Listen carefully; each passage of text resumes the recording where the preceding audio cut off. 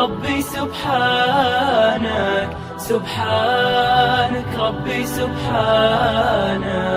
الرحمن الرحيم البر الكريم القوي العظيم السميع البصير اللطيف الخبير الحليم الستير المولى القدير الشافي النصير.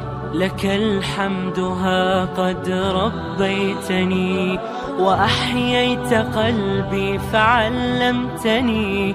تعلمت عنك الكثير الكثير فأرجو استقام الخطى والمسير. سبحانك ربي سبحانك سبحانك ربي سبحانك. الحمدللہ رب العالمین الصلاۃ والسلام علی سید الانبیاء والمرسلین اما بعد فاعوذ باللہ من الشیطان الرجیم بسم اللہ الرحمن الرحیم. رب اشرح لی صدری ویسر لی امری واحلل عقدۃ من لسانی یفقہوا قولی. السلام علیکم ورحمۃ اللہ وبرکاتہ.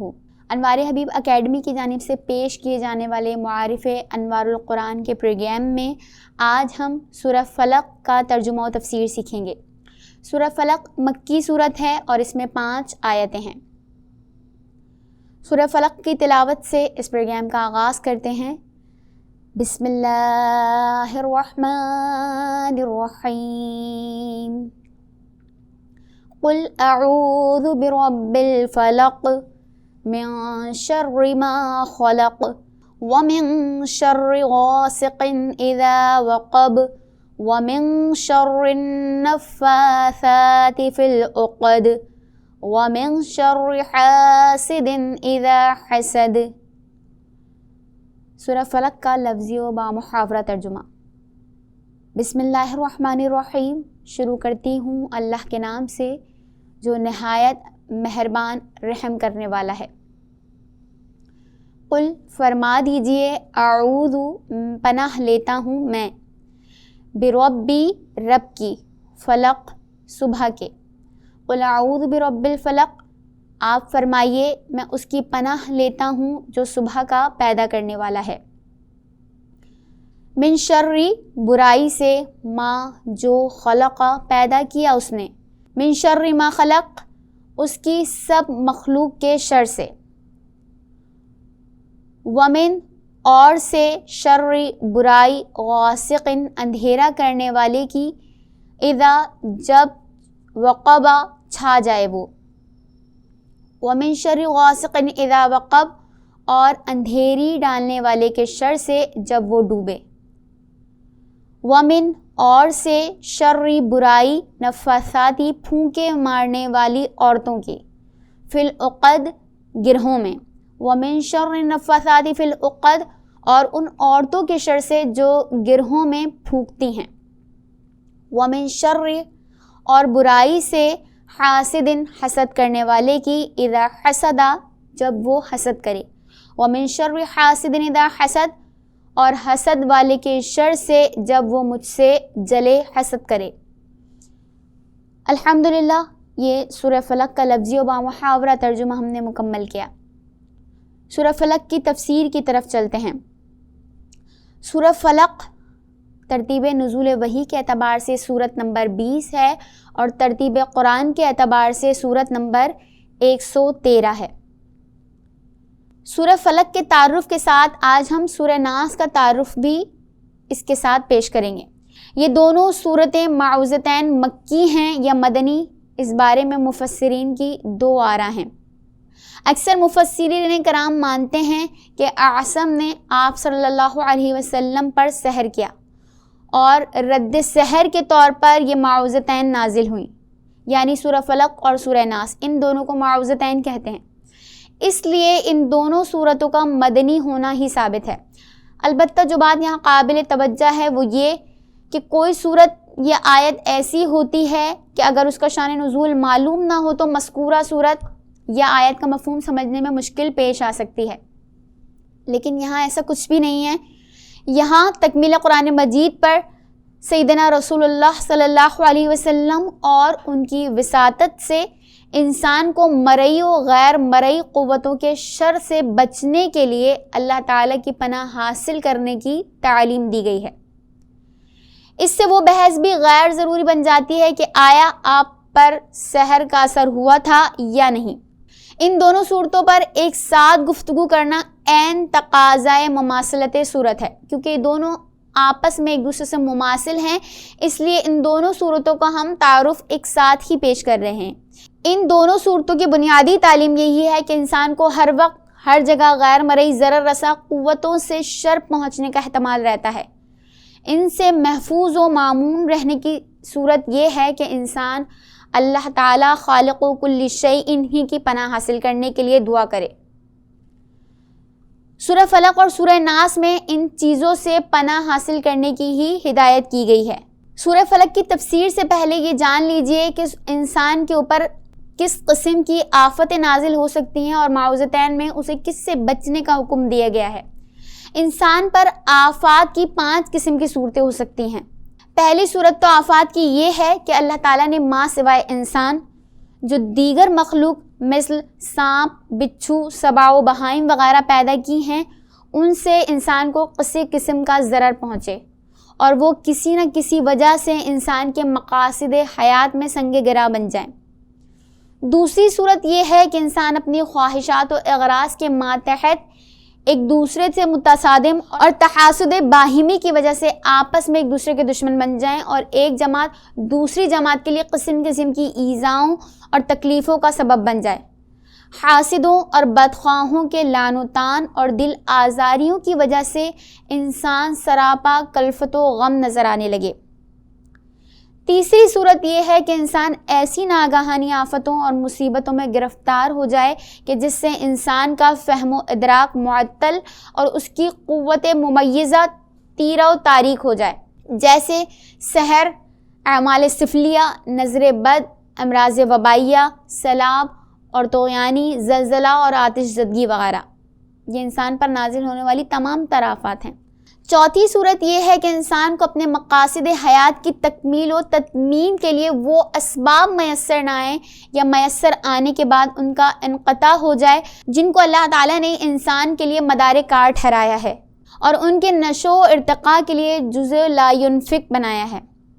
پانچویں صورت آفت و شر کی یہ ہے کہ انسان کے نور عقل پر غفلت و شیطنیت اور گناہ کا پردہ ڈالنے والا اور اس کی ملکیت و روحانی کو تیرہ و تار کرنے والا نوع انسانی کا ازلی حاسد اور غیر مرئی دشمن شیطان انسان کے در پہ ہو جائے، یعنی انسان کا جو سب سے بڑا دشمن ہے وہ اس پر غالب آ جائے اور اس کے دل پر قابو پا کر ہر وقت انسان کو بہکاتا اور پھسلاتا رہے، طرح طرح کے وساوس و خطرات ڈال کر یقین و ایمان اور اس استعداد اور خیر و امانت الہیہ کو فنا کرنے کی گھات میں لگا رہے جس پر تمام اخلاق حسنہ و ملکات فاضلہ کی بنیاد رکھ کر انسان اپنے رب سے ملتا ہے اور یوم حساب میں نجات پا کر نزدیکی حاصل کرتا ہے۔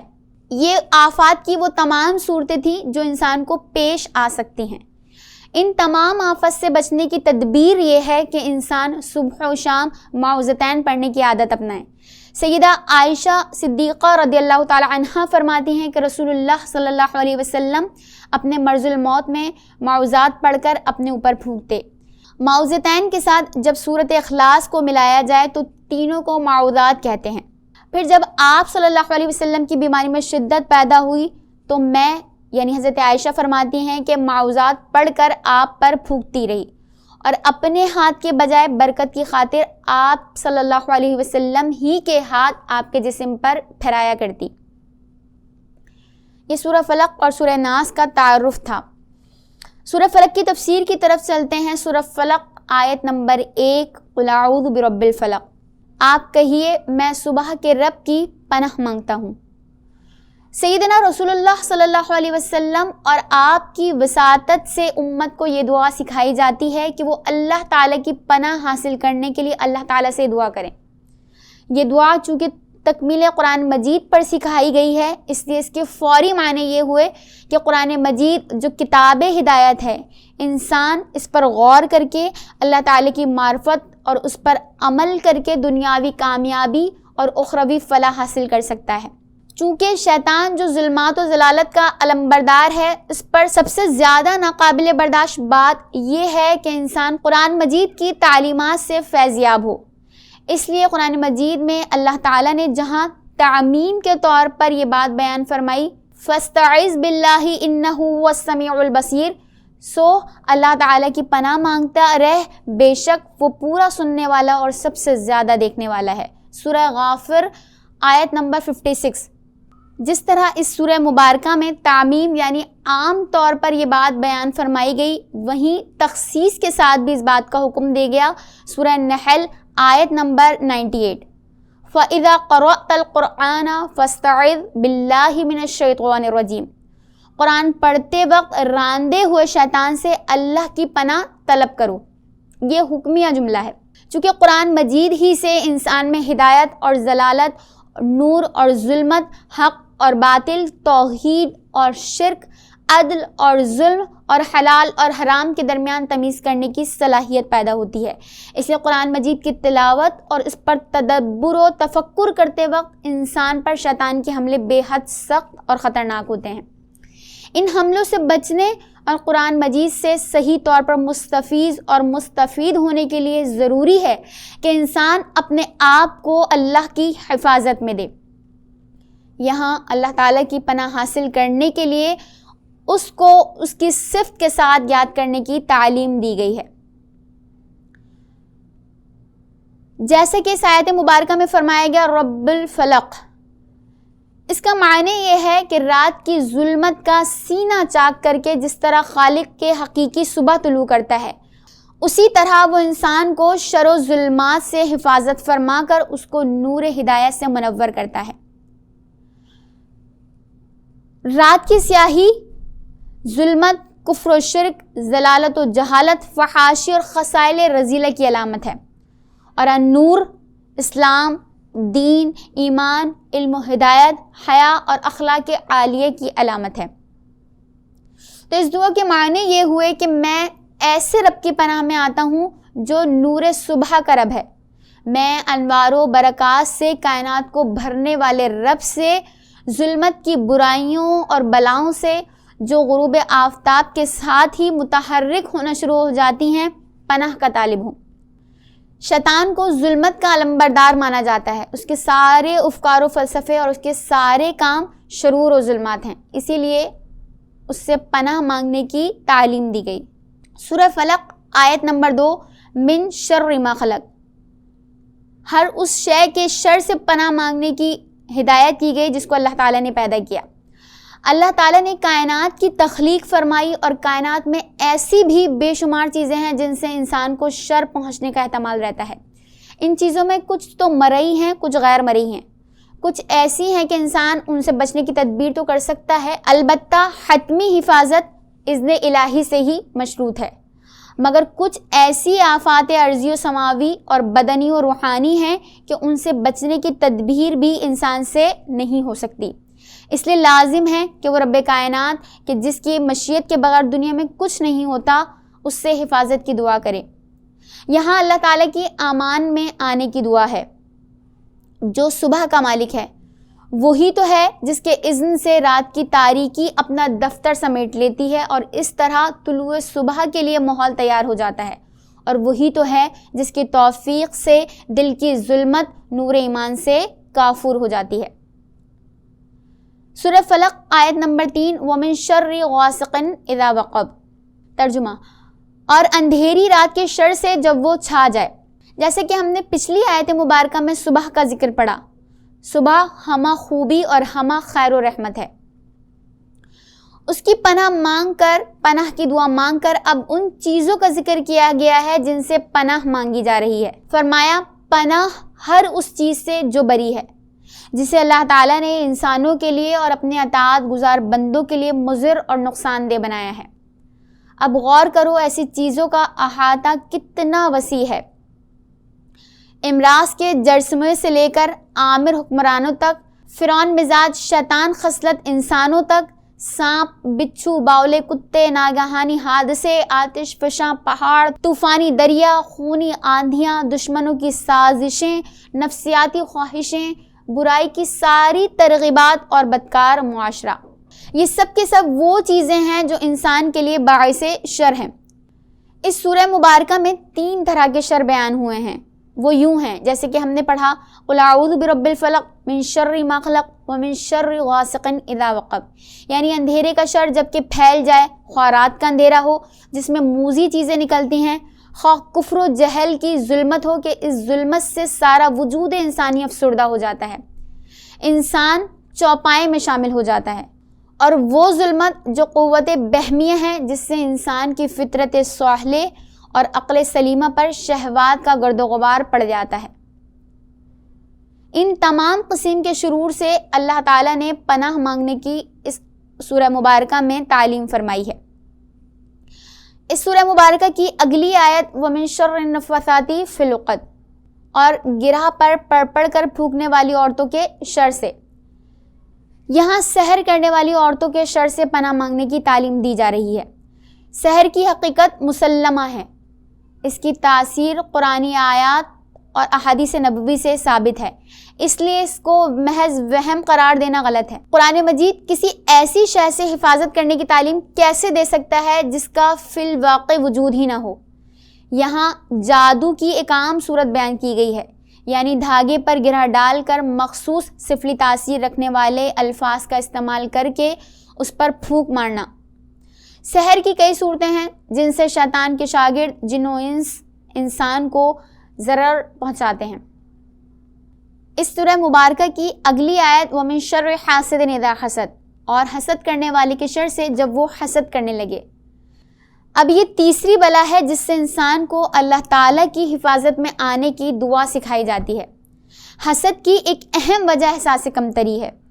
واعظ ملائکہ ابلیس کو جب معلوم ہوا کہ حضرت آدم علیہ السلام کو رحمت و فضیلت عطا کی گئی ہے اور زمین پر تنفیذ احکام الہی کے لیے خلافت عطا ہوئی ہے، اور سب سے بڑھ کر یہ کہ اس کو حضرت آدم علیہ السلام کی فضیلت کے اعتراف میں ان کی سمت میں سجدہ کرنے کے لیے کہا جا رہا ہے، تو اس کے وجود میں حسد کی آگ لگ گئی، اس کی ساری ریاضت و عبادات تباہ و برباد ہو گئیں، وہ مردود و ملعون ٹھہرا کیونکہ اس نے حضرت آدم علیہ السلام کی فضیلت ماننے سے انکار کر دیا۔ سیدنا رسول اللہ صلی اللہ علیہ وسلم کی رسالت کا انکار جو اکثر ائمہ قریش اور یہود و نصارہ کے روثہ نے کیا، اس کی بنیادی وجہ بھی حسد کی بیماری تھی۔ انسان جب حسد کی بیماری میں مبتلا ہو جاتا ہے تو محسود سے پہلے اس کی اپنی ہلاکت کا سلسلہ شروع ہو جاتا ہے، اس میں مثبت اور تعمیری فکر و عمل مفقود ہو جاتا ہے، اور اس کی جگہ اس میں منفی اور تخریبی فکر و عمل پیدا ہوتا ہے۔ اس کی سوچ پر محسود کو ضرر پہنچانے کا خبط اس طرح مسلط ہو جاتا ہے کہ وہ کسی اور کام کی طرف توجہ ہی نہیں کرتا۔ اس بیماری کا فوری اور لازمی نتیجہ یہ نکلتا ہے کہ حاسد سکون اور طمانینت قلب جیسی نعمتوں سے محروم ہو جاتا ہے۔ وہ ہر وقت ہر جگہ اسی سوچ میں رہتا ہے کہ محسود کے جان و مال، عزت و آبرو، جاہ و منصب اور شہرت و حیثیت کو کس طرح نقصان پہنچایا جا سکتا ہے۔ اس طرح از خود حاسد کی اپنی زندگی کسی علوی مقصد کے بجائے اسی سفلی مقصد کی تکمیل میں ضائع ہو جاتی ہے۔ اس پر جب وہ یہ دیکھتا ہے کہ محسود کی عزت و مقبولیت یا مال و دولت میں اضافہ ہو رہا ہے تو وہ حواس بخت اور بھی ہو جاتا ہے۔ یہ جو فرمایا ہے اذا حسد، تو معنی یہ ہیں کہ جب حاسد کے دل میں حسد کی آگ لگ جاتی ہے، پھر وہ اس آگ کو ٹھنڈا کرنے، یعنی محسود وہ جس سے وہ حسد کر رہا ہے، اس کو ضرر پہنچانے کی تدبیریں کرتا رہتا ہے۔ چونکہ حاسد محسود کی دشمنی میں اندھا ہو جاتا ہے، اس کے اخلاقی قدریں بے معنی ہو جاتی ہیں، وہ تمام ایسی تدبیریں کرتا ہے جن کے متعلق اس کو یقین ہوتا ہے کہ محسود کو ضرر پہنچ سکتا ہے۔ وہ مرد و خواتین ساحروں کی یعنی جادوگروں کی اور کبھی جرائم پیشہ لوگوں کی خدمات بھی حاصل کرتا ہے۔